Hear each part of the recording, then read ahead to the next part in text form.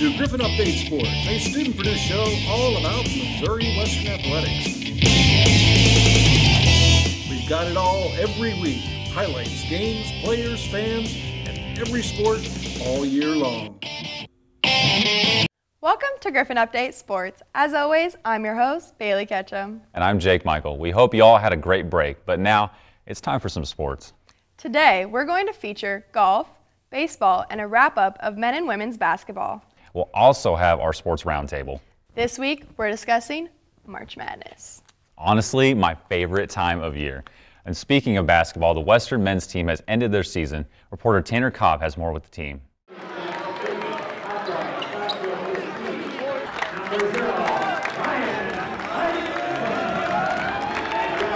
After only winning 6 games a season ago, Missouri Western men's basketball team doubled their win total, getting their record to 12-18. A lot of that had to do with new head coach Sundance Wicks bringing in a more competitive environment. And I think in year one, we talked a lot about being competitive, but also consistently competitive. And I think we've transformed from, if you watch our first half of the season to kind of the midway through to the very end, to the very last game that we played, we became consistently competitive. I feel like, for our first year, this was a building block for what's going to come for years to come. And just like how we are off the court, we're like brothers. We consider each other. We do everything with each other. And it's just a real all-time family program. I think a lot of times you take over a program, you might fight some past experiences or prior knowledge. And our guys just kind of emptied the cup, and we're willing and kind of like sponges to absorb a lot of things we were doing. We were so hungry the whole year, starting with preseason. Everybody was ready to get to it, and then first game we lost by 2. It was tough, but everybody knew that. They saw the fight in us, and we believed in us more than anybody. Although the Griffs ended with a losing record, they played a lot of close games throughout the year. Their last 4 losses were by a single possession. When it comes down to one-possession games, you look at that as a coach, what could you have done better? But also we just know that the only thing that can really help your program get tougher is more time with it, more experience with it. And that's our next level, is to try to grow leaps and bounds from where we were this year to next year. The Griffs are looking to improve and keep getting better for next season. This is Tanner Cobb reporting for Griffon Media. The first season of the Sundance era was a good start, and I can't wait to see what they accomplish next year. Yeah, Sundance's team were honestly my favorite to watch this year. He's a great coach, and they're an amazing group of guys. Another season that's come to an end is women's basketball. But not without a fight. Reporter Bo Baker covers the ending of their season.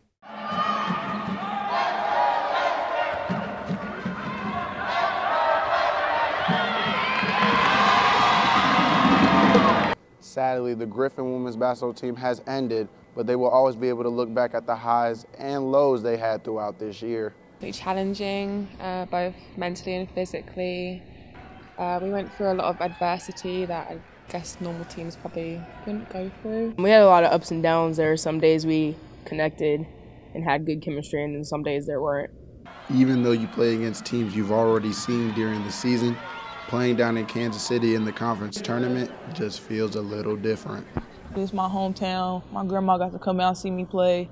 Just having all the support from family members, friends. Definitely more intense, and going into the tournament, your record really doesn't matter because there's always an upset of some kind. One of the sad realities of college sports is when you realize your college career is over or the end is near. It was kind of hard to believe at first. It didn't hit me that it was our last game. My dad went to the state championship, and I went to his game 2 days ago. And that's when it all hit me. They was doing the starting lineup and the national anthem, and I was like, wow, I'm not doing this anymore.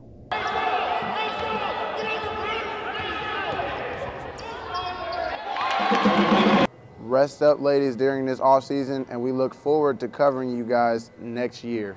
For Griffon Media, this has been Bo Baker. Once again, another great team that is destined to accomplish so much in the future.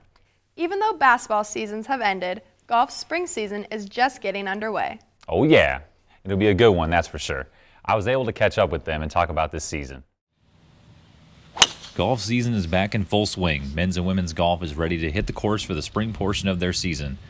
Both teams have high expectations this season, and rightfully so. With many returning players from previous seasons making strides, it should make for a very compelling season. Though some think of golf as an individual sport, freshman golfer Dawson Roberts thinks it's very much a team-oriented sport. So when you play kind of like high school, college golf, you do shoot that individual number, but you're playing for your team also because you want to get a low enough score together that you want to beat every other team. So, I mean, it's just feeling that camaraderie to get the low score for the other guy on your team. You'll probably be familiar with many of the players atop of leaderboards in these upcoming tournaments.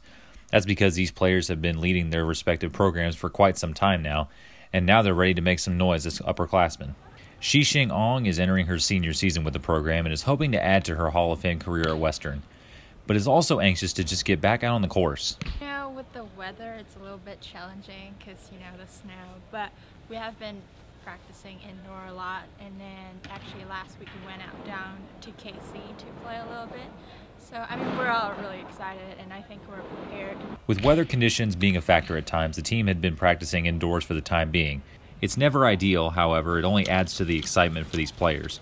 Head coach Greg Dillon knows exactly how the players feel about it.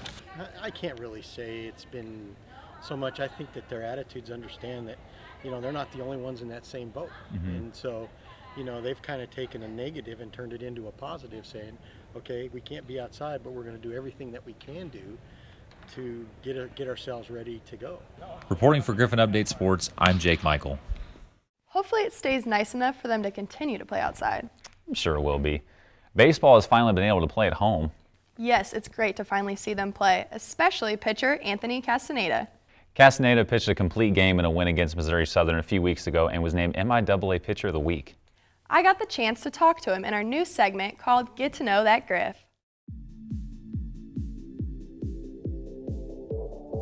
Hey everyone, I'm here with all-star pitcher Anthony Castaneda for the Missouri Western baseball team, and we're going to get to know him a little bit. First off, where are you from? I'm from Woodland, California. It's about 30 minutes north of Sacramento. Okay, California. So what brought you out here? The coaching staff. I talked to Buzz a few times, and also knew Logan Morrison. You knew him a couple years ago. He caught here, so just talking to them a lot. Just decided to come out and have a little lifestyle change. Okay, so California. How are you enjoying this Missouri weather? It's I liked it at first, but it's getting pretty brutal now. Yeah. Okay, so what school did you go to before this? I went to CRC, Consumers River College, and before that I went to Sac State. Okay, so you're a pitcher. This last weekend, you threw a complete game against Missouri Southern. Can you just talk about that a little bit? Yeah, it was a pretty exciting series. They were good. They were a good team, and just had some good defense behind me. And Jeeves behind the plate was we were working together really well, so ended up being pretty successful. What was the team like after that? Pretty hype? Oh yeah, it was really exciting. The bus ride was fun back, and we just had a good time. Okay, so as a pitcher, what's your motivation while you are, you know, trying to throw those strikes and get everyone out?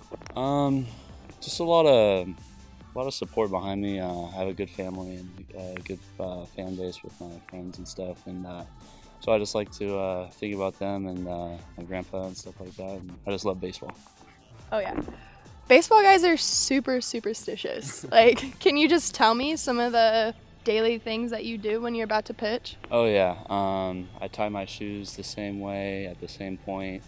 Before I go out, I listen to the same songs.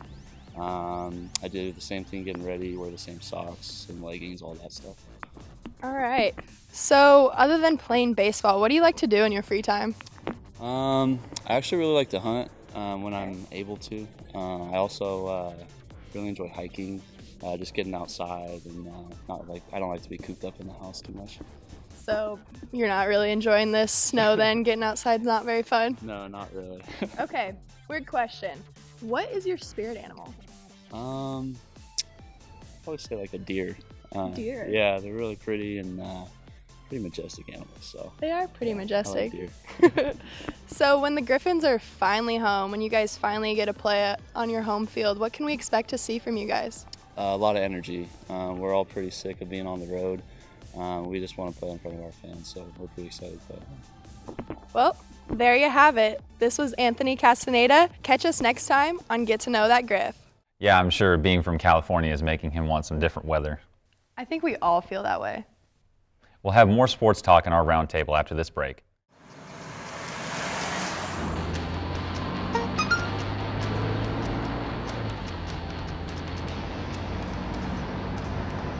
The average text takes your eyes off the road for nearly 5 seconds.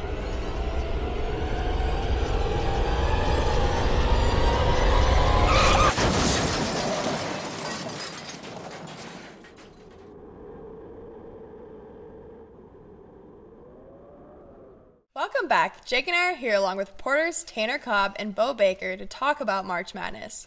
Let's start with first round matchups. Jake, what are you thinking? I think the most compelling one is Murray State and Marquette. I think that's obviously the most compelling one. You got two absolute bucket getters, John Morant and Marcus Howard, going head to head. I'm glad John Morant actually got a chance to be in this tournament, in this field, because a lot of guys don't get that opportunity from those mid-majors. So I'm really happy he's in it. It wasn't kind of like forced upon us like it was last year with Trae Young. I was on the fence about Oklahoma making it last year, but I'm like, it's Trae Young. He's in the tournament. It's great. I get to watch him. But that is a really compelling matchup. That's going to be hopefully a classic. Yeah, there's a couple games in the South I'm looking forward to. You know, Villanova's coming off of a title, won 2 of the last 3, but they're not playing as good as usual. They're playing a pretty hot team in St. Mary's, who just beat Gonzaga, the 1 seed. And, you know, that could be an interesting upset early. And another game is UC Irving playing K-State without Dean Wade. That's going to be huge. And UC Irving is a pretty old team. They've won 30 games this year, including the last 16. Pretty hot team right now. So they could be a Cinderella team, but it's hard to tell. Honestly, don't really have many Cinderella teams, but I do have one that might shock you guys, and that is Yale making it out the first round, beating LSU, since LSU doesn't have their coach. Yeah. And Yale just went in the Ivy League. Like, we always, every couple years, 3-4 years, an Ivy League team always does something in the tournament. So I think this would be the year that an Ivy League team does something, because Yale's a pretty hot team right now. Yeah, I think all of those are great. A team that I really want out of the first round is Oregon. They've always been a team that I've loved watching. Dana Altman, awesome coach. He used to coach at Creighton, so he's one of my favorite coaches. But Wisconsin is also a very good team with Ethan Happ, but he can't make his free throws all the time. So I think that's where they might struggle. That would be really interesting if that was a reason why they didn't win that game and make it out of there. But, yeah, I think those will be really interesting, Murray State and Marquette. I got Murray State going there, so that'll be really cool. Let's talk about number 1 seeds. Who would you guys say is the least favorite 1 seed? Yeah, everybody likes Duke, but like you just mentioned about free throw shooting, they're probably I think they're the worst free throw shooting team of all those number 1 seeds, and that stuff's really important in crunch time. They also have times where they can go really cold from 3. So Jack White had a really long streak where he didn't make a single three. It was a long one, and then he had a game where he just popped off from 3. So I mean, if they have those games where they're hitting them, I mean, nobody's going to stop them. You know, Zion's an interior beast. I like Gonzaga a lot. They got good size, good talent. I like Mark Few a lot. Virginia, last year, their problem was their Achilles heel. They couldn't get themselves back into games. They couldn't shoot back into it. That's why they lost last year.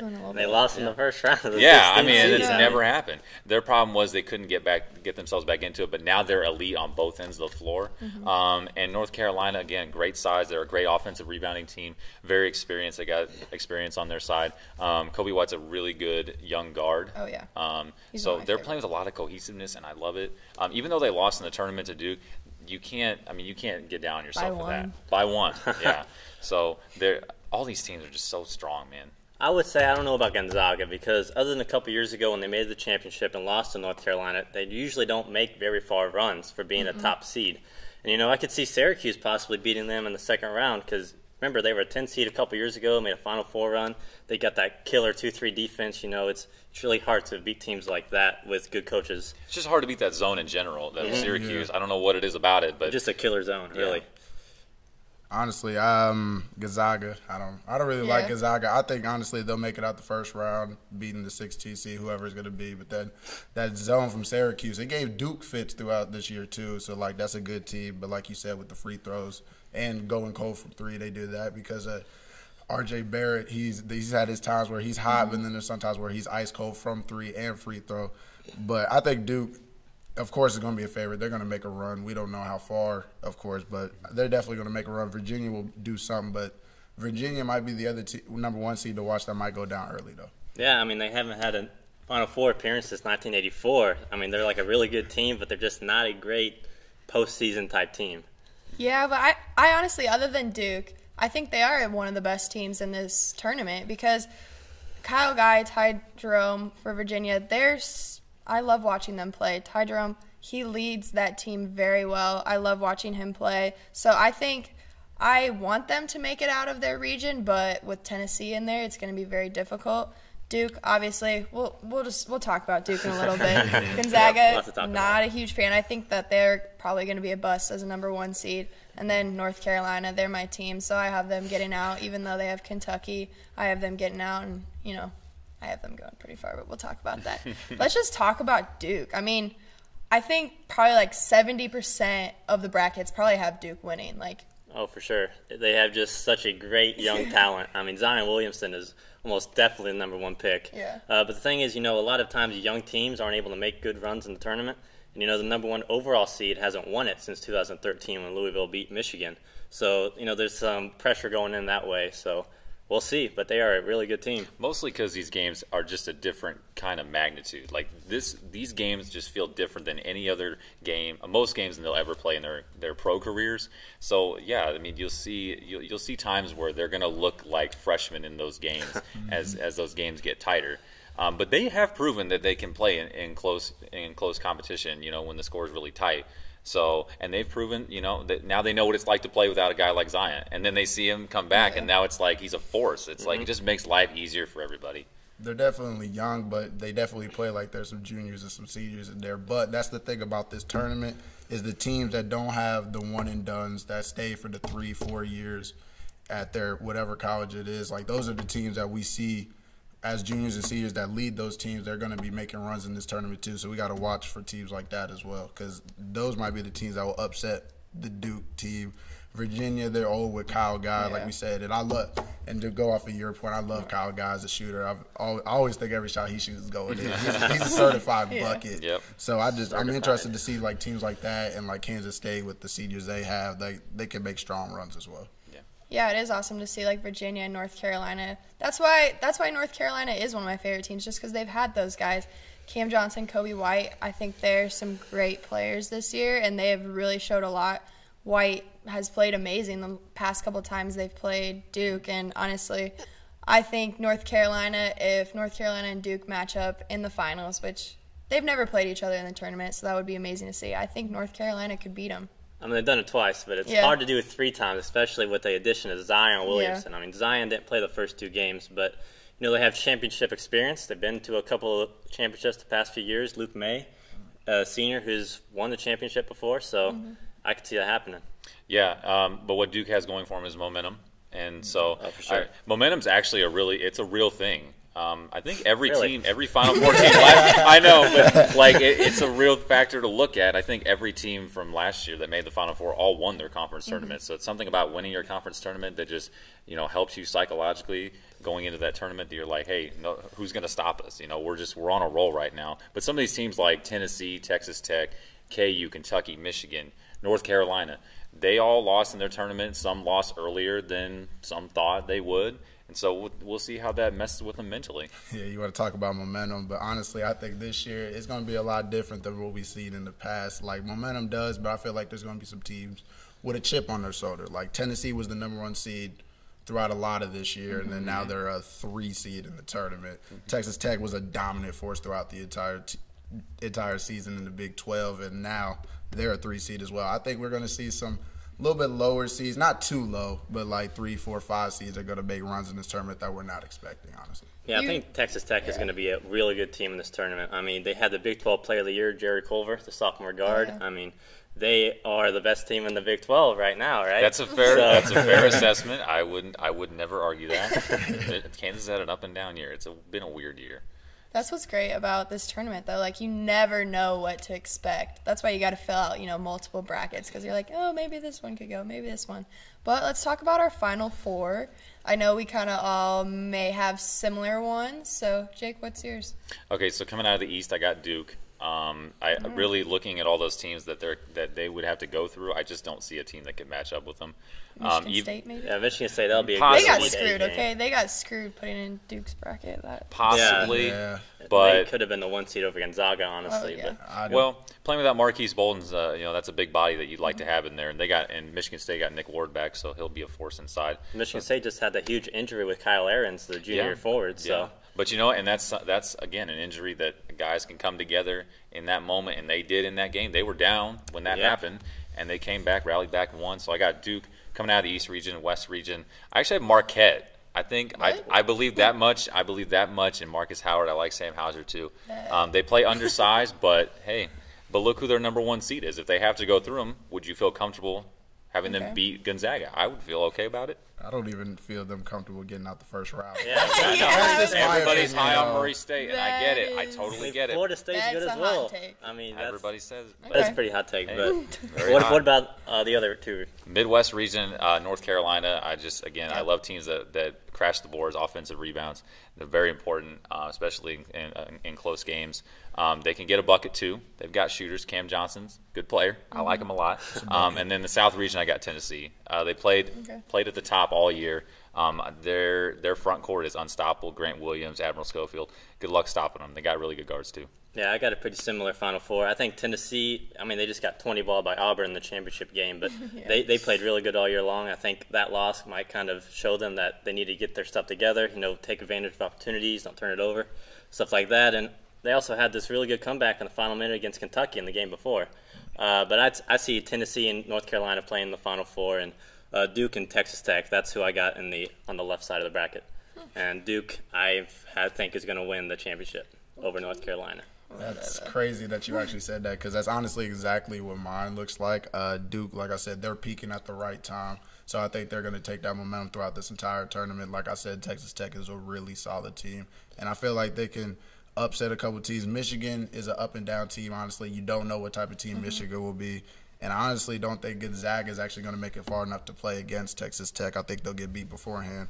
And then in the Midwest region, before I talk about my Final Four, I want to talk about my Elite Eight. I actually got Iowa State going to the Elite Eight, actually. I think they'll beat, because they were a team that's demolished teams in their conference, and I think they can actually beat a Kentucky team, because Kentucky's not as dominant as we've seen them in the past, especially like back in the day when they had like Anthony Davis or a Cat and stuff like that. They're definitely not those type of teams. And so I got UNC out the Midwest winning that region. And then Tennessee, like I said, since they were a #1 seed all year, they're a really good free throw shooting team, actually. So and that's always showed that can win and lose games in this tournament. So I think that's going to help them out. I think they'll beat Virginia, but I feel like that would be a 2-point game. It will come down to the wire, though. Yeah. I don't think we have to ask who you think's going to win it all, but go ahead and tell us who your Final Four is. I got Duke, obviously. I would love to see Michigan State come out of that. That if they play each other, I think that'll be a very interesting game, because Michigan State is a very good team. I got another Big Ten team, Michigan, coming out of that region. They are coming off of a championship last year. That's possible. And then I got North Carolina. Yes. They're in the Final Four. They're getting to the finals.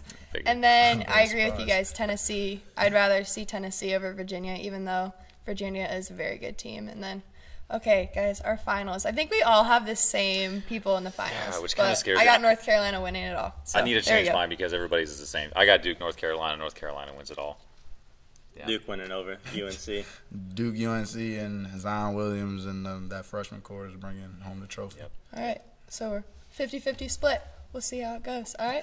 We'll talk about this. We'll talk about this again soon. Of course. Hopefully we can get out of the first round without having to bust our brackets. Yeah, exactly. It's probably going to happen. Doubt that. Just accept it.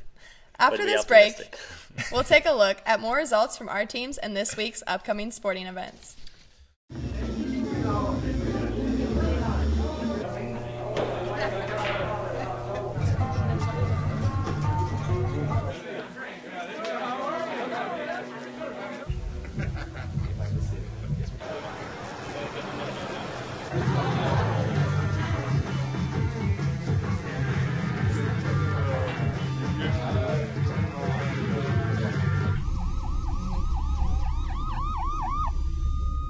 Welcome back. Before we end the show, we want to give you some updates for all Missouri Western sports. Baseball completed their first home series against Washburn with 2 losses and 1 win, and women's tennis dropped their last road matches against Arkansas Tech 6-1. For the upcoming schedule, baseball heads to Lindenwood for a 3-game series starting Friday. Softball is home this weekend starting Friday for the Hy-Vee Softball Classic. Women's tennis is also home this weekend against Emporia and Washburn. And men and women's track and field have their first outdoor meet at Emporia State. That's all we have for you today. For more information on Griffon Athletics, check out gogriffons.com. Also, check out Bailey's Sports Report on Griffon Update next week. We've got you covered every week. From all of us here at Griffon Update Sports, thank you for watching.